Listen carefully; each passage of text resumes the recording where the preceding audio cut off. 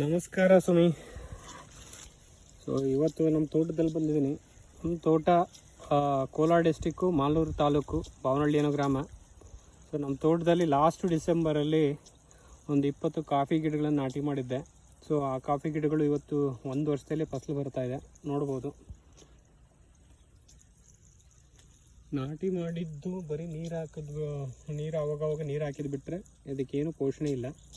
ಆದರೂ ತುಂಬ ಅದ್ಭುತವಾಗಿ ಸುಮಾರು ಒಂದು ಔಟ್ ಆಫ್ ಒಂದು 20 ಗಿಡಗಳಲ್ಲಿ 15 ಗಿಡಗಳು ಈ ಥರ ಫಸಲು ಕಾಫಿ ಕಾಯಿಗಳು ಬಿಟ್ಟಿದೆ.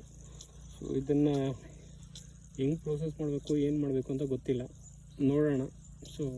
ಸ್ವಲ್ಪ ರಿಸರ್ಚ್ ಮಾಡಿ ಮನೆಗೆ ಆಗಷ್ಟು ಒಂದು ಕಾಫಿನ ಮಾಡ್ಕೊಳ್ಳೋದು ಪ್ರಯತ್ನ ಮಾಡೋಣ. Thank you.